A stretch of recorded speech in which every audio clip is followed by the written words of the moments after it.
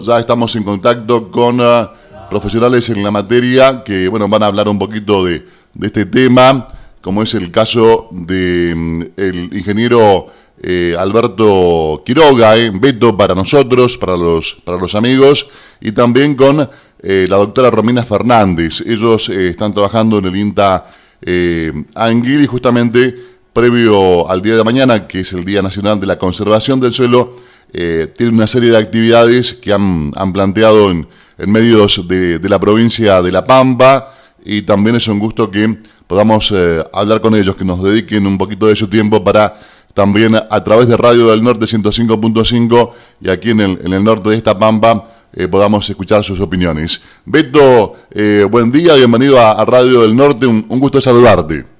Buen día, Eduardo, buen día a Rancul también y a toda tu audiencia. Es un placer, Eduardo, poder estar en tu programa y compartir virtualmente esta temática, como decís vos, que es tan importante para la sociedad pampeana, porque si pensamos, ¿no es cierto, Eduardo? Tenemos una provincia netamente agropecuaria, de granos, carne, leche, y todo prácticamente lo que vemos, lo que transita por las rutas sale del suelo. O sea que es una más que una opción, yo te diría que es una necesidad casi de vida de la sociedad pampeana, prestar atención y sobre todo tener una mirada, digamos, de conservación de este recurso que es tan importante para esta sociedad, ¿no? Sobre todo la de nuestra provincia. Exactamente, y también, la gente que muchos te conocen, Beto, aquí en nuestra zona, yo soy una de las personas que más sabés de la materia en la República Argentina, el tema suelos, no solamente de La Pampa, sino que también de otras partes del país, y por ello tenés la posibilidad de estar en grandes universidades, en grandes charlas a nivel nacional y a nivel mundial con el tema suelos. Digo, para que también la gente entienda, estamos hablando con quien posiblemente más sabe de suelo o estás dentro de los primeros en la República Argentina, ¿no? Esto habla también de años de trabajo y sobre todo de un trabajo que arrancó hace un montón de años aquí en La Pampa, y también has podido llevar todas estas experiencias al país y al mundo, ¿no? Sí, Eduardo, en realidad nadie tiene logros solo o en forma individual. Vos sabés, más bien hemos charlado muchas veces que si no hay un grupo de trabajo, un grupo de capacidades, de voluntades, es muy difícil. El llanero solitario, si vos te acordás, era, digamos, una figura, digamos, que era prácticamente resolvía todo, pero en la realidad de todos los días, siempre hay un grupo de trabajo.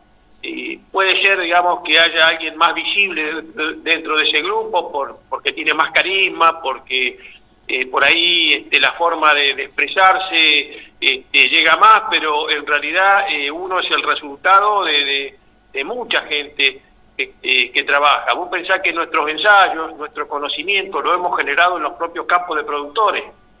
Si no hay un productor que te abra la tranquera, si no hay un productor que se haga con pinche a veces para hacer una siembra, para fertilizar, para evaluar un material genético, si no hay un productor y un profesional a veces de la actividad privada que acompañe, uno solo no puede hacer nada.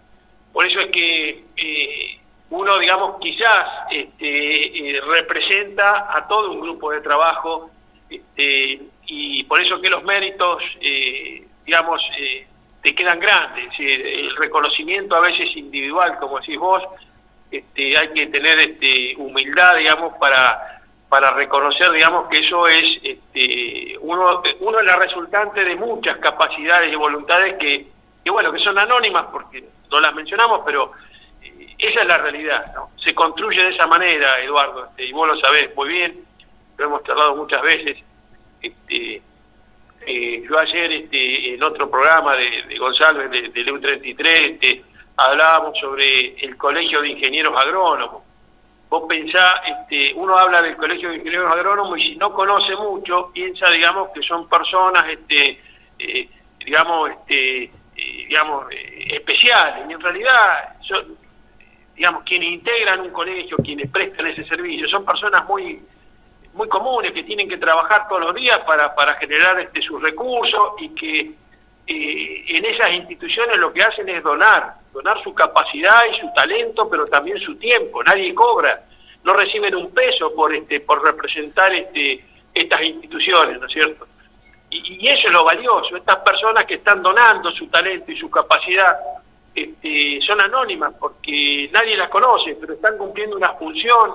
Cuando hablamos de los suelos, de los agroquímicos, de la legislación, la capacitación que tienen que recibir los operadores a veces de aplicadores, hoy un tema tan sentido en la sociedad, están estas personas colaborando a dolores, ¿no? Por eso yo te digo que queda grande un poco tus palabras, digamos, porque uno es el resultado de toda esta gente, digamos, que es muy valiosa y que por ahí la sociedad no la tiene muy visible. Es el momento, ¿no es cierto?, digamos, de reconocer estas personas, digamos, que si bien no las conocemos con nombre y apellido, están cumpliendo una función muy importante en la sociedad pampeana. Eso es lo que te puedo decir un poco, Eduardo. Bien, claro, un poco, sí, coincide con tu apreciación, pero a veces, también alguna vez nos has enseñado vos en alguna otra, por allí, circunstancia, en otro ámbito, ¿no?, que a veces tiene que haber una locomotora, ¿no?, en un grupo de personas tiene que haber una locomotora, y me parece que en ese sentido muchas veces has hecho de locomotora, ¿no?, más allá que por allí no lo quieras admitir públicamente, un poco a eso me refería. Vamos también a saludar allí a la doctora Romina Fernández. Ya seguimos hablando contigo, Beto, y nos vas a contar un poquito la situación aquí en el norte de La Pampa. Tenés estudios y tenés también muchos ensayos que has hecho y nos vamos a meter en eso, pero antes saludamos a Romina Fernández. Romina, ¿cómo te va? Bienvenida a Radio del Norte 105.5. Hola, buen día a todos. Bueno, también el trabajo, decíamos, para destacar de todos ustedes, por cierto, pero bueno, un poco cuando hablábamos de Beto, no sé si coincidís, ¿no? Hablamos de esa locomotora que suele ser él en los grupos, ¿no? Y creo que un poco eso arrastra a mucha gente, como en tu caso, que seguramente de la mano de Beto y otros profesionales has aprendido bastante en la materia, ¿no? Sí, prácticamente todo. Claro, claro. Eduardo, estás totalmente en lo cierto. Beto es una persona que siempre ha forzado que todos nosotros nos formemos, que siempre tengamos preguntas acerca del sistema de producción y estudiar acerca de esas preguntas y ir al terreno, ir al lote, ir a ver dónde están los problemas en los campos de los productores, ir a ver, como él dice, el paciente a domicilio, ¿cierto? Y es cierto, él es la cabeza del grupo. Yo estoy con él hace muchísimos años, desde tesis de grado, o sea, de que era estudiante de la facultad, y siempre ha tirado para adelante para tratar de que todos nosotros nos formemos de la mejor manera para después poder atender la demanda del sistema de producción y tener respuestas, y si no tenemos las respuestas, tratar de saber las herramientas que tenemos que tomar para buscar esas respuestas, ¿no? Claro. Bien, Romina, con respecto a tu zona, vos sos de la zona de allí de Quehue, tengo entendido. ¿Qué podés hablarnos de los suelos de tu zona, los estudios que han ensayado junto al INTA? ¿Qué podés contarnos? Mirá, sí, yo soy de la zona de Quehue. Aquella zona es un poco más complicada que otras, y no tanto quizás, pero en realidad, bueno, son suelos bastante someros, donde tenemos la presencia en gran parte de la región tenemos la Tosca, ¿no?, que a distintas profundidades, entre 40, 60, 80 y quizás más abajo también. Y esto es una limitante para nuestra zona. En este momento la zona está muy, muy linda, está muy bien, los suelos están con bastante humedad. Hemos recibido a partir de febrero unas interesantes precipitaciones, porque el año pasado fue un año muy difícil, 230 milímetros, y el 2018 también. O sea, fueron 2 años muy complicados para los productores, los cuales algunos tuvieron que vender hacienda, vender madres, se han descapitalizado, pero bueno, el productor siempre está apostando a la actividad agropecuaria. Este año está muy contento porque más allá de los precios, si llueve ya tiene otro semblante, ya tiene otras ganas de afrontar la realidad, ¿no? Se han sembrado bastantes verdeos, algunas pasturas en la zona, y algunos se han animado a hacer algún que otro trigo, ¿no? Así que hay buena expectativa en la zona y estamos trabajando junto a la Agencia de Extensión de General Hacha.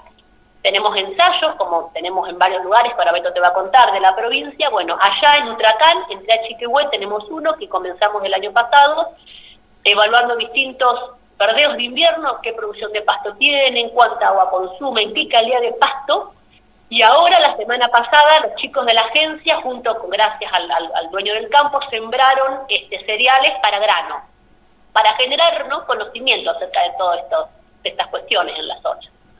Bien, Romina, también con respecto a este tema y estos ensayos, ¿qué nos podés adelantar de tu zona? Digo, ¿qué resultado más allá de esto que contabas recién, no? Porque también me da la impresión de que a veces por allí el productor, ¿no? O en general se apunta a un buen tractor, a una buena herramienta, a tener el mantenimiento de esas herramientas, y por allí con respecto al suelo, digamos, medio que se lo tiene de lado, inclusive a veces ni siquiera estudios, ¿no? Uno hace a veces como productor de su tierra, ¿no?, de su parcela, algo que debería hacerlo. Digo, se le da prioridad al tractor, a la herramienta o a la semilla, y a veces no al suelo. ¿Esto pasa en general, crees vos? ¿Coincidís con mi pensamiento? Sí, Eduardo, totalmente en lo cierto estás. Muchas veces siempre el productor o la mayoría de las personas, la sociedad, está mirando lo que ocurre por encima del suelo, y muchas veces lo que ocurre por encima depende de lo que está por debajo. Claro. Entonces, Beto nos ha enseñado a estudiar el suelo, a hacer pozos, se llaman calicatas, a ver qué pasa abajo, por qué tenemos lo que tenemos arriba. Y la verdad es esa, se hace un poco análisis de suelo. El análisis de suelo, en lo que es los costos de una campaña, es minúsculo lo que sale. Hay algunos análisis que no se hacen todos los años, la mayoría no se deberían hacer todos los años, quizás cada 4, 5, 6 años, o sea que nosotros invitamos al productor a que haga análisis de suelo para conocer el suelo y ver lo que le falta. Y en este sentido, la verdad que la zona es una zona de invierno, principalmente porque los verdeos de invierno se vienen muy bien. Hemos tenido el año pasado con escasa precipitación, hemos tenido una producción tanto de centenos, hemos sembrado triticales, hemos sembrado avena, distintos centenos, y hemos tenido una producción interesante. Incluso aparte de estos verdeos los hemos fertilizado con nitrógeno, con fósforo y juntos, los dos fertilizantes juntos, y hemos tenido un plus en la producción de pasto de entre el 30 y el 40%, en un año tan seco que una vez se dice no llueve, no fertiliza un verdeo de invierno. Por lo tanto, nosotros estamos aconsejando a que el suelo necesita fertilizante, necesita un poco de comida, y hay que dárselos, si no, no podemos esperar lo que uno quisiera, así que tenemos el informe listo, ya lo estamos sacando al medio para que los productores y los ingenieros de la actividad privada, los productores lo tengan, lo lean, para invitarlos a que se animen, quizás a hacer menos hectáreas de un verdeo de invierno, pero sí fertilizarlo, aplicar un poquito de tecnología. Y también estamos propiciando la siembra de pasturas en la zona, ¿cierto?, que es un elemento clave en los sistemas de producción. Romina, y para ello, para el tema de aplicar un poco de fertilizantes, bien decías, un poco de comida a ese suelo que la mayoría por allí abandonamos por no saber, se dan otras prioridades en el caso de una campaña. También tiene que ver con el tipo de suelo, digo, ¿no? Porque, a ver, si mi vecino echa tal fertilizante o en alguna localidad se usa tal cosa, tengo que tener primero ese análisis de mi tierra, de mi campo, para a partir de allí aplicar fósforo o nitrógeno, lo que le falte realmente a ese suelo, ¿no? Y es lo ideal, es lo que nosotros recomendamos. Primero ver qué limitantes tiene el suelo, si es que las tiene. Hay suelos que tienen, normalmente muchos de los suelos tienen limitantes en cuanto a nutrientes, nitrógeno, fósforo, azufre, pero hay otros que no. Entonces, así como conocemos cómo es nuestro coche o cómo es algunas cosas que cada persona tiene, también deberíamos ir conociendo de a poco. Nosotros invitamos a que el productor haga muestreo de suelos, pero también hay que ser prudente, hay que ir de a poco, un año un lote, otro año otros lotes. Tienen que ir conociendo qué limitantes tiene su establecimiento para potenciar la productividad. A lo mejor quieren sembrar un sorgo para tener diferido para las vacas en el invierno, y aplicar un poco de fertilizante, que hay que ver, el análisis del suelo me dice cuánto, ¿no? podemos tener más pasto y podemos tener más hacienda en el mismo periodo de tiempo. No sé si me entendés. Totalmente, totalmente. Y bueno, por último, para redondear con esta idea, productor que esté escuchando y que seguramente deben haber un montón que no han hecho nunca análisis y por allí quieren empezar de a poco, como decías vos, de algún lote, los costos son muy elevados, ¿cómo tienen que hacer? ¿Dónde deben dirigirse?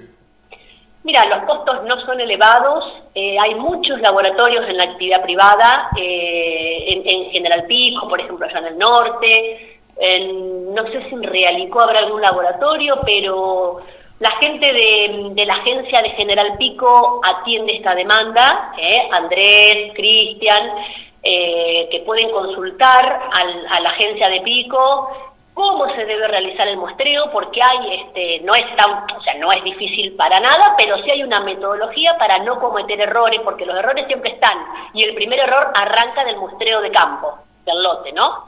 Entonces, que se animen, que llamen a la agencia siempre está al servicio del productor, también pueden llamar, por supuesto, a nuestro grupo, al grupo de suelos, también estamos para ellos, para atender sus demandas, pero estaría bueno que tengamos una charla con el productor, y si no, hay ingenieros de la actividad privada que saben del tema, porque hemos estado siempre en contacto con ellos, saben cómo se realiza el muestreo y pueden también contactarnos, ¿no es cierto? Perfecto. Bueno, volvemos nuevamente con Beto a que nos cuente un poquito lo que él registró en su momento y en varias oportunidades aquí un poco en el norte de la provincia de La Pampa, donde tiene estudios que hicieron en su momento junto a la gente del INTA. Beto, contanos esos resultados, algo que quieras aportar de nuestra zona. Sí, Eduardo, estamos, vamos por parte, pero estamos, digamos, justamente ahora en la época si miramos ahora la estacionalidad, estamos en el cultivo de trigo, ¿no es cierto? Asociado a lo que decía Romina, y pensando en el trigo, hemos hecho varios ensayos, de Embajador Martini ahí al norte. En realidad trabajamos con distintas cooperativas, con las cooperativas, o sea, de Macachín, de Anguil, la cooperativa Embajador Martini, y ahí hemos trabajado hacia el norte, incluso hasta Huinca Renancó. Los ensayos, la red de ensayos que se ha hecho, sobre todo en trigo, pensando en esta época, no en los cultivos de esta época, muestra dos cosas. En general, yo te diría que entre 6 o 7 lotes de cada 10 lotes que hemos muestreado y seguido el cultivo, tienen necesidad de nutrientes, o sea, responden. O sea, cuando uno le agrega nutriente, el cultivo se expresa, nos da una respuesta, sobre todo en rendimiento. O sea, ahora, un detalle que tenemos que tener en cuenta, y a esto quiero, Eduardo, para que nos sirva, en el trigo interesan dos cosas. Por un lado el rendimiento, pero por el otro lado el nivel de proteína que va a tener ese grano, ¿no? Porque de alguna manera tiene importancia después la comercialización. Entonces, cuando fertilizamos temprano a la siembra o cerca de la siembra del cultivo de trigo, estamos fomentando el rendimiento, que aumente el rendimiento de grano. Si solo hacemos eso, después cosechamos trigo que tiene 8,5, 9 de proteína, muy baja proteína. En algunos años se ha tenido que vender como forrajero, incluso. Entonces hay que tener mucho cuidado, por eso lo que decía Romina, de conocer el lote. Uno puede tener idea mediante algunos análisis sencillos antes de la siembra del trigo. Primero, si es necesario agregarle algún nutriente y más o menos la respuesta que puede haber al agregado de ese nutriente. Y segundo, ¿cuándo hay que aportar ese nutriente? No es que lo puedo aportar en cualquier momento del cultivo, porque puedo estar estimulando a lo mejor producir 1000 kilos más de trigo, pero de una calidad muy, muy baja, digamos, de muy bajo nivel de proteína. Entonces, hay como, digamos, frente al mismo cultivar de trigo, un cultivar de DEACA, qué sé yo, de la cooperativa, uno tiene por lo menos tres estrategias distintas, digamos, para decidir aportar o no un nutriente. O sea que, digamos, la información está, por eso, digamos, los profesionales, a través del Colegio de Ingenieros Agrónomos reciben capacitaciones, que se las damos a veces en el mismo INTA, o a través de jornadas. O sea que el conocimiento está de cómo hacerlo. la gente capacitada, digamos, que puede aconsejarnos, está. Así que este es uno de los temas, digamos, que hemos explorado ahí. Otro tema que hacíamos, te acordás, ahí en el Provara, Sí. en el Provara, en las reuniones que teníamos de Provara, ahí junto en la oficina que se compartía en Rancula y con el Senasa, cerca del Paso Nivel, creo que Sí, estaba, exactamente, ¿no? calle Colón, sí, Alvear, sí. En la calle Colón. Me acuerdo que era esto, ¿no? El verdeo de invierno, trabajamos mucho con los cereales de invierno para producir pasto ahí en la zona de Rancul. El diagnóstico previo, o sea que salíamos a evaluar lotes en febrero para hacer siembras después en marzo, abril, pero en febrero, y en función del agua, como después durante el invierno llueve poco, gran parte de la producción de pasto que hay y la diferencia que hay en la producción de pasto entre lotes de ahí de la zona de Rancul, entre lotes de productores, no se da con lo que sucede después de la siembra del verdeo. Sabemos triticales, cebada, centeno, avena, ¿no es cierto? No depende de lo que sucede después de la siembra, sino lo que sucedió antes de la siembra. O sea que gran parte del rendimiento de materia seca, la producción de forraje, se da antes de sembrar. ¿Y por qué te digo esto? Porque precisamente ahí en la zona de Rancul, cuando evaluamos 20 lotes de productores que iban a verdeos de invierno, 20 lotes distintos, nos encontramos que hay lotes que tienen a la siembra 40 milímetros de agua y hay otros que tienen almacenado en el suelo 100, 120. Entonces, ¿qué implica esto? Vos pensás que por cada milímetro de agua que tiene el suelo almacenado, puede producir 20 kilos de materia seca. O sea que antes de sembrar había lotes que ya tenían almacenado 600 kilos de materia seca y había lotes que tenían almacenado 2.500 kilos de materia seca, ¿no? Entre comillas. Claro, ¿no? sí se entiende. O sea que ya antes de poner la semilla, antes de salir con el tractor y la sembradora, teníamos diferencias de más de 2.000 kilos de materia seca por el agua almacenada antes de sembrar. Y esto es bueno tenerlo como diagnóstico, porque si yo tengo el agua, y lo que decía Romina, muchas veces nosotros teniendo una buena disponibilidad de agua, hacemos un verdeo barato. El productor considera verdeo barato aquel que gasta pocos pesos por hectárea, ¿no? Eso lo considera un verdeo barato, pero a veces es muy caro en materia seca. Es decir, no necesariamente aquel verdeo que yo gasté poca plata a la siembra es el más barato, a veces es el más caro. Claro. Y esto te lo resumo así, Eduardo. Por eso es que con algunos productores decimos, bueno, mira, en vez de sembrar 60 hectáreas de verdeo, barato, sin meterle tecnología, sembrar 40. Y esas 40 hectáreas a las cuales le podés poner una bolsa de urea por hectárea, que no es tanto, te va a dar más pasto que las 60, entre comillas, baratas. Es decir, entonces, esa es la estrategia. A veces no significa gastar más, sino que teniendo el conocimiento previo del agua y del lote, lo que estoy haciendo a veces es mejorar la estrategia para tener primero más seguridad y después poder tener una estrategia que me ayude a hacer las cosas mejor. No significa, por eso te digo, gastar más plata. A veces, ya te digo, sembramos menos hectáreas y tenemos más pasto. Pero bueno, no lo podemos hacer en todos los lotes. En el lote que tiene 40 milímetros de agua almacenada, indudablemente decimos al productor, mire, no fertilice.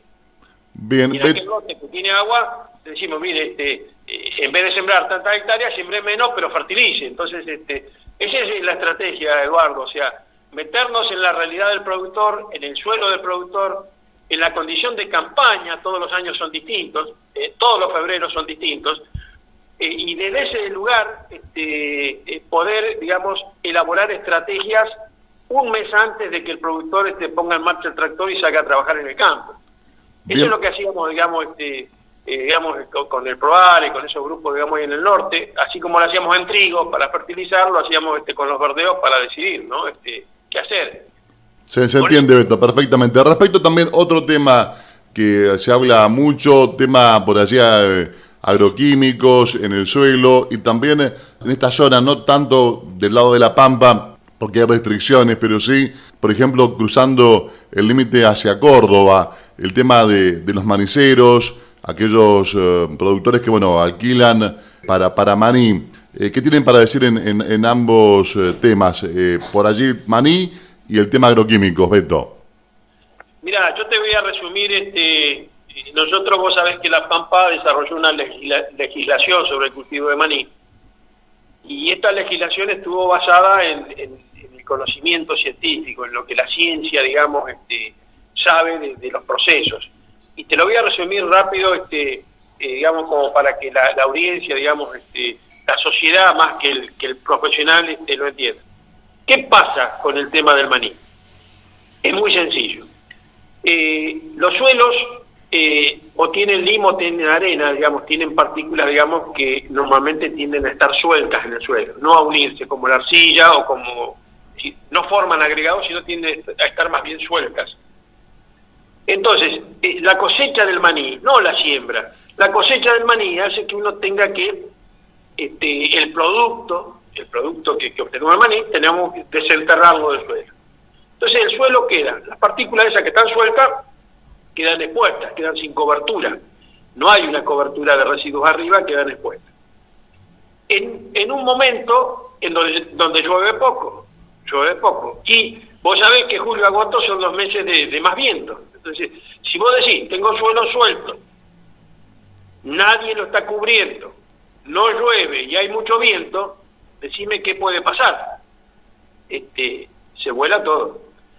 Hemos recibido hace 10 días fotos del sur de Córdoba, de 4 lotes que estaban volando como, bueno, se veía el camino. Entonces La Pampa, ¿qué dijo? Nosotros no nos oponemos al cultivo de maní, que venga el cultivo de maní a La Pampa, lo que nos oponemos es que el suelo se vuele.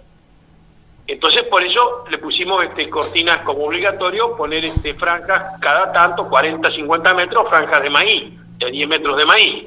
¿Para qué? Para cortar el viento. O sea, el suelo no lo puedo cambiar, el suelo que tengo.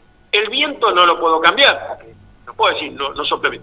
Hacer llover no puedo hacer llover. Entonces, de los 4 o 5 factores que hacen que el suelo se vuele, la única estrategia, la única alternativa que teníamos era controlar el viento. ¿Y cómo lo podemos controlar? A través de franjas que son transversales a la dirección del viento.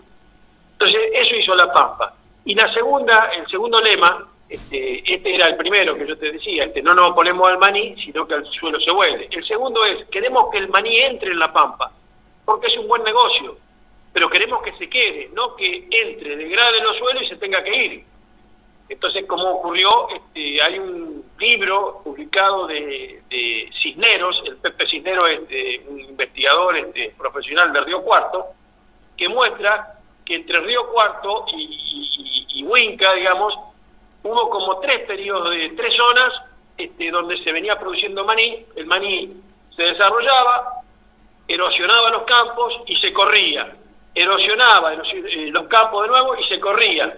O sea que cuando estábamos llegando a La Pampa, ya era como la tercera o cuarto, digamos, evento de este tipo, que es un libro que está publicado, y nosotros dijimos, no, que no nos pase a los pampeanos lo que pasó en el norte, más al norte de Córdoba. Entonces dijimos, no, que el maní entre, pero que entre bajo determinadas condiciones para que pueda quedarse y el productor que lo haga pueda hacer un buen negocio sin que se le vuele el campo.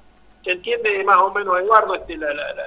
Perfectamente, Beto, y también vamos a decir que a veces, uno hablando con los productores, ¿qué ocurre? El manicero cuando viene a alquilar, cuando está esta cuestión que coincido con vos, creo que está muy bien implementada, es decir, ¿de qué sirve ganar un poco de plata ahora y por allí que se vuele el suelo para siempre, ¿no? Porque esto no solamente de esta generación, sino de generaciones futuras.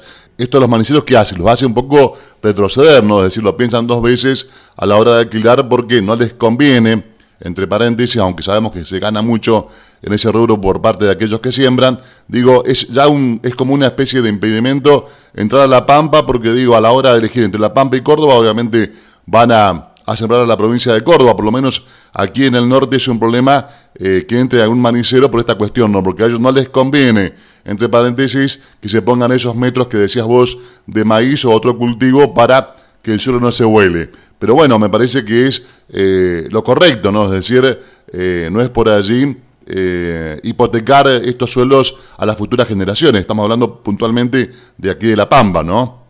Sí, aparte no es tanto. Vos pensás que en un lote de 50 hectáreas se terminan haciendo 40, 42 hectáreas de maní y 8 hectáreas de maíz. No es tampoco que no se puede hacer maní.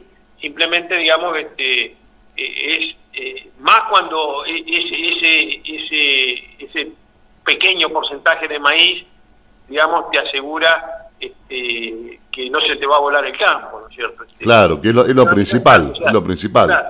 Más allá del negocio de ese año o de esa temporada. Bien, Beto, otro tema, yo te había preguntado el tema de los agroquímicos. ¿Cómo ustedes lo ven? ¿Qué estudios han aportado? Es un tema por allí muy vigente por estos meses. El año pasado fue un tema también, por supuesto, central para el gobierno de La Pampa, el tema agroquímicos, y nosotros decimos desde aquí y humildemente, ¿no?, que no todavía está la información suficiente en tal sentido, no se han tomado todavía las medidas necesarias en tal sentido. Digo esto porque uno ve bidones de agroquímicos, inclusive en las aguadas, en los campos, al lado de la aguada de los animales, están allí el depósito que tiene esos hombres del campo de agroquímicos. Ves un montón de residuos, de bidones, ya sin agroquímicos por supuesto, pero esto sigue contaminando, sabemos.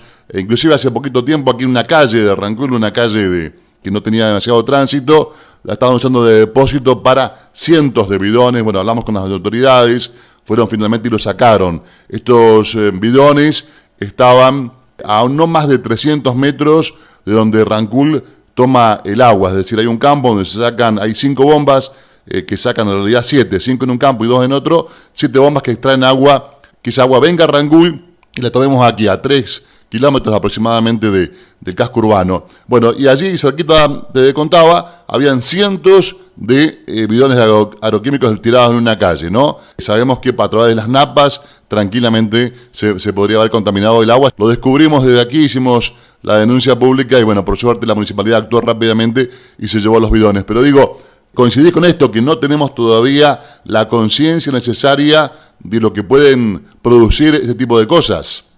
Mirá, Eduardo, coincido totalmente con vos porque yo no sé si no hay conciencia. Yo creo que es un problema cultural nuestro, y me voy a otro tema, después seguimos con el tema agroquímico, pero vos vas por la ruta, ¿no es cierto?, y parás en cualquier lugar de la ruta, en la banquina, en los montecitos, está lleno, digamos, de residuos domiciliarios. Vas en un coche y el coche de adelante por la ventanilla tira el pañal del chico, digamos, que cambió. En esos pequeños detalles, te digo que a veces, por eso es que a veces en estos temas, y por ahí puede resultar duro lo que yo digo, primero es un problema para mí cultural, ¿no? Porque encima, cuando decís vos, cuando uno tira un bidón o tiramos algo en la ruta, lo primero que miramos es que nadie nos vea, porque es un poco así, ¿no es cierto? Entonces, mucha gente que hoy puede levantar la voz a veces sobre un hecho, digamos, con un ojo está viendo, digamos, lo que hace el otro y lo controla, pero un rato antes quizás él hizo lo mismo o algo parecido en otro aspecto de la vida. Hay mucha hipocresía, y mientras exista la hipocresía y la falta de responsabilidad y no asumamos el compromiso de cuidar no solamente, ¿no es cierto?, la parte agropecuaria, sino en la misma ciudad. Vos fijate que en una ciudad, digamos, cuando llueve un poquitito, caen 5 milímetros y hay calles que están llenas de agua porque están tirando el agua de la pileta. Entonces, lo que te quiero decir, Eduardo, es que tenemos un problema como sociedad, y digamos, yo lo veo difícil. Por suerte, en la provincia de La Pampa, desde el Ministerio, desde el INTA, se está haciendo, desde el Colegio de Ingenieros Agrónomos, se está haciendo muchísimo dentro de lo que se puede sobre el tema de agroquímicos.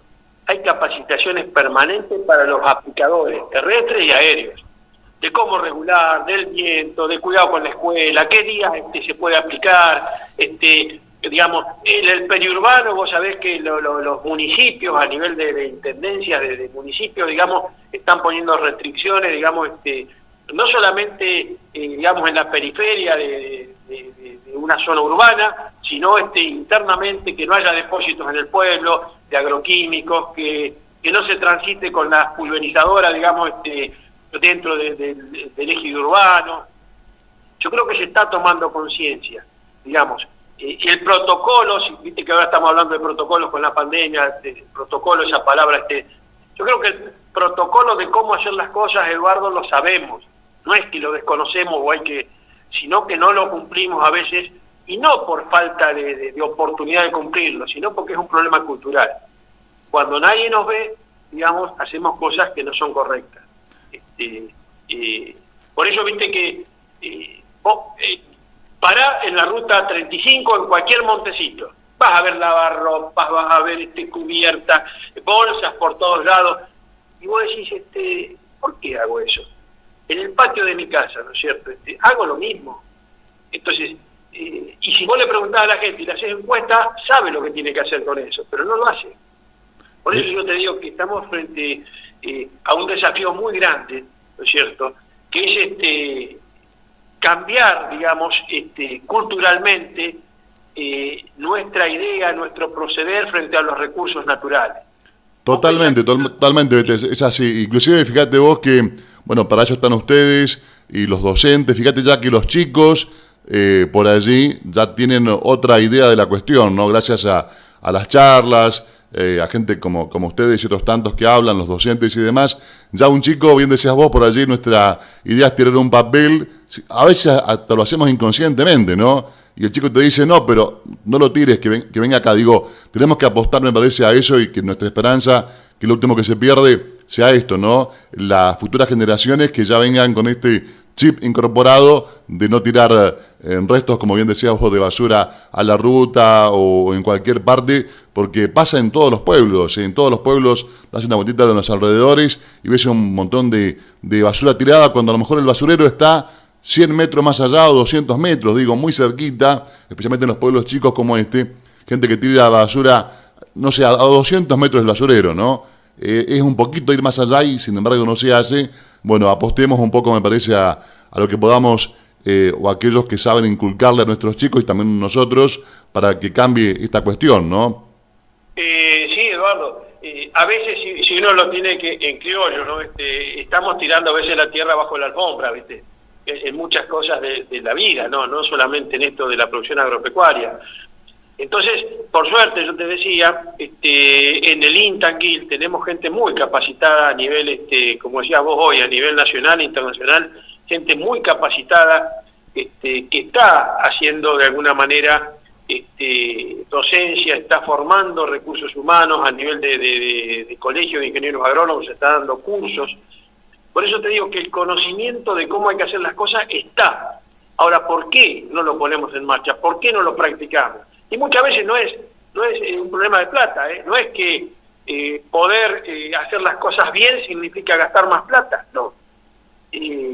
Por eso eso es lo que más bronca te da, porque si vos dijeras, bueno, económicamente no puedo encarar digamos, esta gestión de los residuos, no lo puedo encarar por el costo que tiene. No, a veces el costo es cero. Es simplemente, por eso te digo que yo creo que está más en un problema cultural casi que en un problema, digamos, que otro orden de limitación, ¿no? Que pueda condicionar no hacer algo bien. Ya te digo, yo pienso más en eso, ¿no? En esa realidad. Por eso te digo, yo veo, no lejos de mi casa, ya te digo, cayeron 2 gotitas y todas las piletas están desagotando al asfalto, ¿viste? Entonces me decís, ¿qué pasa acá? ¿No? Y a veces, ya te digo, o sea, muchas quizás de esas mismas personas después son las que pegan el grito a lo mejor cuando otro hace lo mismo o algo parecido en otro orden de la vida. Entonces pues sí, A eso me refiero con la hipocresía, ¿no? Vamos a también contar que van a estar en algunos medios, mañana es el Día del Suelo, van a estar en algunos medios de la provincia, también junto a Romina disertando, y también contarnos esta experiencia que nos ha traído la pandemia. Y a propósito, bueno, fíjate vos otro detalle, no respecto a la pandemia, el humano se ha alejado un poquito, digo, de esos lugares donde contaminamos como humanos, y fíjate vos que en algunos lugares que han vuelto nuevamente los animales, o lugares donde el agua no era clara, ahora parece clara. Digo, en apenas 90 o 100 días el mundo mejoró, entre paréntesis, con digamos, respecto a la contaminación, ¿no? Mejoró, digo, y en apenas 90 días que el humano no estuvo tanto contaminando, ¿no? Bueno, viste que yo creo que en China, no me acuerdo dónde, decía que nunca se veía el cielo, ¿no? Claro. Y empezaron a ver el cielo, digo, qué bárbaro, ¿no? Y en 90 días. En 90 días, vos fijate qué bondad que tiene la naturaleza y los recursos, ¿no? Sobre todo los recursos naturales. Por eso, y como vos decías, cuando uno afecta algo, cuando el suelo se vuela, las pérdidas son irreversibles. Ese suelo que almacenaba a lo mejor 120 milímetros de agua en 1 metro de profundidad, ahora va a almacenar 115. Y vos decís, bueno, no se nota, 5 milímetros más, 5 milímetros menos, pero claro que se nota, porque esos milímetros son días de humedad que yo perdí, y que ahora la lluvia, que a lo mejor la podía esperar 4 o 5 días más frente a un proceso agronómico, ahora ya 4 o 5 días menos, me tiene que llover más seguido, ¿me entendés? Entonces, por eso yo creo que no nos damos cuenta, y está bueno esto que estás haciendo vos hoy con el programa, de llegar a la sociedad. Mucha gente quizás algunos términos te costará entender, como a nosotros. Si a mí me hablan de robótica, yo te diría que, no sé, me tienen que explicar en una forma muy elemental, pero digamos, es bueno, digamos, que la sociedad, digamos, se sensibilice, que comience, digamos, a mirarse a sí mismo, hacia adentro primero, a ver, la pucha. Estos temas son importantes para el desarrollo de la sociedad pampeana. Bueno, pero ¿qué estoy haciendo yo con mis cosas de todos los días? ¿Cómo puedo modificar alguna conducta que no es la más adecuada en el tratamiento, digamos, de lo que hago frente a los recursos naturales, ¿no? Sea en el domicilio, en la casa, sea cuando voy al parque, sea cuando transito en una ruta. Por eso, Eduardo, me parece interesantísimo. Y lo que decías vos, la virtualidad. Vos sabés que dimos un simposio hace poquito de cultivos de cobertura, ¿viste? ¿Sabés cuántos inscriptos hubo para ese simposio? 4.300 inscriptos. 4.000 de 10 países, Eduardo. 10 países estaban, digamos, escuchando la presentación que se estaba dando, y vos decís, ¿cómo? Impensable, ¿no? Por eso yo creo que está bueno. Vos fíjate que son las cosas positivas que trae este conflicto, esta pandemia, que es, digamos, encontrar formas de comunicarnos que, si son bien utilizadas, allanan las distancias. Hay cosas muy buenas, ¿no es cierto?, que pueden quedar más allá. Cuando recuperemos la presencialidad, yo creo que estas cosas deberían quedar, muchas de estas cosas deberían quedar, por el valor que tienen, ¿no es cierto?, sobre todo en la comunicación. Vos sos más especialista en esto. Es cierto. Bueno, realmente, Beto, ha sido un gusto charlar contigo en esta mañana. Vamos a saludar a Romina para despedirnos. No sé si le ha quedado algo más que agregar a Romina a esta charla. Romy, te escuchamos, si te quedó algo en el tintero. No, solo que, bueno, el INTA está al servicio de los productores, eso tiene que quedar claro, para eso se formó, y para ellos trabajamos nosotros, y bueno, los invitamos a compartir mañana en los distintos medios. Vamos a estar en Canal 3. Sí, con José Casarrota mañana de Frente al Campo, después viste ahí con la provincia a las 9:30, y un seminario de posgrado después a las 12 en la universidad. Claro, bueno, van a estar en distintos medios mañana, entre ellos vamos a estar también mañana dando difusión a todo esto donde van a estar, así que para nosotros ha sido un gusto tenerlos aquí en Radio del Norte en esta mañana. Sabemos que van a estar por varios medios de aquí en más, en el marco, recordemos, como decíamos al comienzo, en el Día Nacional de la Conservación del Suelo, que es en el día de mañana, justamente, pero bueno, hay un montón de actividades que ustedes vienen desarrollando para la sociedad pampeana y para el mundo, ¿por qué no? En el marco de este día que tenemos que tomar mucha conciencia, ¿no? Y también, por último, Beto, el tema suelo, porque uno dice suelo, cuidarlo y demás, uno piensa en el productor, piensa en el vecino que tiene un pedacito de campo o un campo, pero digo, todos podemos cuidarlo, como bien acabamos de hablar recién, ¿no? Desde, no tirando ya una bolsa de nylon o de plástico, o no tirando una pila, o descartando por allí, o separando los residuos, estamos cuidando al suelo. Digo, todos somos responsables y también desde casa podemos hacer y ser parte de ese cuidado que estamos hablando, ¿no? No solamente el productor. Es así, Eduardo. Te voy a robar 2 minutos. Yo sé que vos sos muy generoso, pero voy a terminar, si querés, con unas palabras de un técnico que ya no vive, ¿no es cierto?, que se llama Casiano Quevedo, es un entrerriano, y dice así: conservarás tu suelo productivo, ayudarás a su mejoramiento, mantendrás su integridad contra el agua y el viento, protegerás su superficie manteniéndola cubierta, no le permitirás pasar sed ni hambre, es decir, que tenga humedad y que tenga nutrientes, ¿no? Sí. Lo cuidarás en herencia a tus hijos, tal como lo recibiste, más en lo posible trata de mejorarlo. Lo usarás mientras vivas con prudencia y habilidad, para que te rinda sin perder su fertilidad. Así, cuando llegues a la etapa inexorable, sentirás la satisfacción de haber cumplido y la sensación de haberlo transferido íntegro a las generaciones futuras. Eso es lo que queríamos compartir, Eduardo. Muy bueno, una especie de los 10 mandamientos volcado al suelo y dicho a lo criollo, ¿no? Con nuestras palabras. Realmente algo muy importante viendo allí, ¿no? Y cuánta verdad, verdad. Y también no dejar de nombrar a quienes han hecho mucho por nuestros suelos pampeanos, como por ejemplo a Guillermo Cobas. Sí, Martín Monsalvo falleció la semana pasada, fue desde la década de fines del 50 hasta el 90, fue el responsable del manejo y la conservación de los suelos de INTA en La Pampa. Falleció Martín ya pisando los 90 años, así que bueno, y a muchos otros, ¿no es cierto? Claro, Fagioli, o sea que... Alfredo Bono, o sea, hay gente que, digamos, que ha dejado su huella, por las cuales para nosotros es más fácil transitar. Cuando vos tenés huellas, caminos abiertos, por ahí es más fácil transitar. Entonces, y eso, de eso se trata, ¿no? Por eso que este grupo, ya te digo que es un grupo importante de gente en La Pampa que está trabajando en este tema, está haciendo camino, transitando las huellas que dejaron otros, pero tratando de abrir caminos, digamos, sobre nuevas problemáticas, sobre la necesidad, digamos, de enfrentar otros conflictos, digamos, que se dan entre los nuevos, modernos sistemas de producción y los recursos naturales, Eduardo. Así que en eso estamos.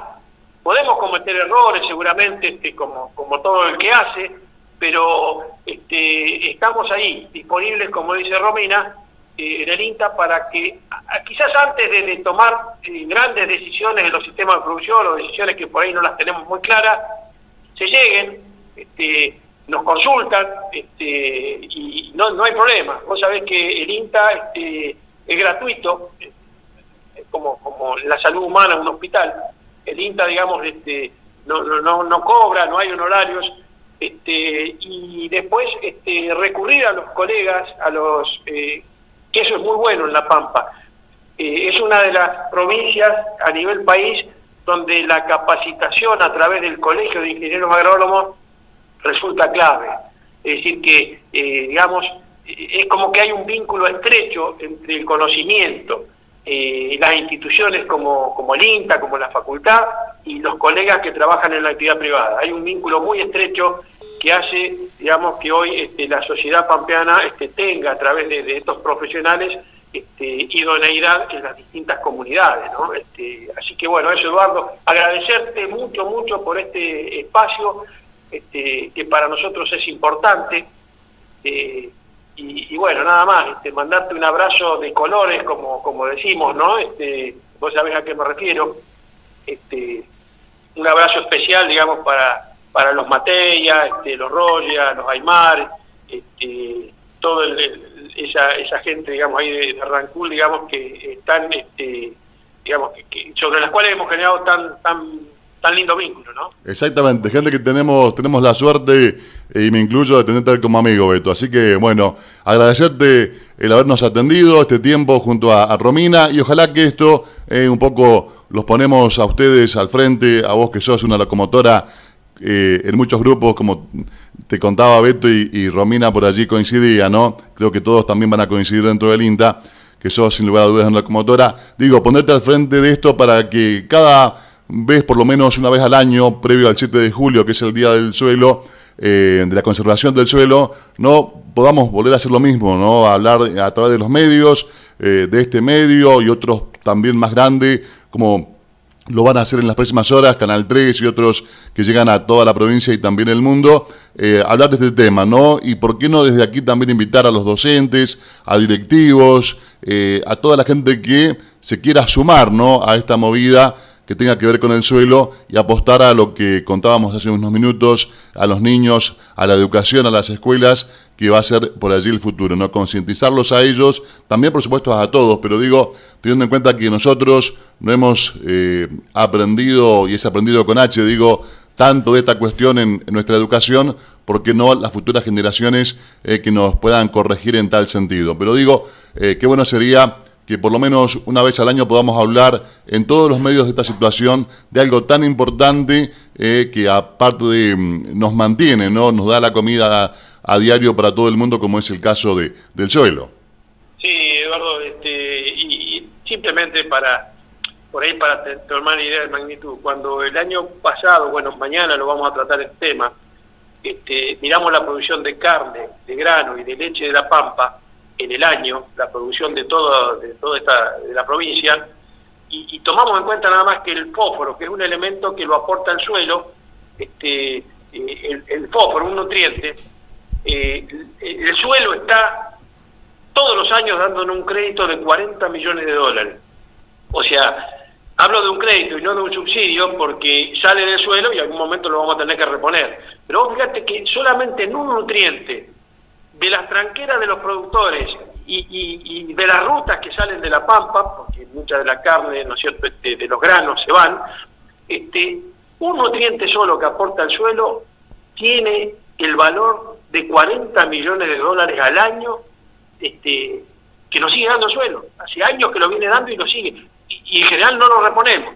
Estamos reponiendo menos del 30%. O sea que, si hablamos de un 30%, vos fíjate que de los 40 millones de dólares el suelo está poniendo prácticamente, digamos, 28 millones y 12 millones le estamos reponiendo. O sea que es tremendo, ¿no? Cuando uno lo ve así, realmente supera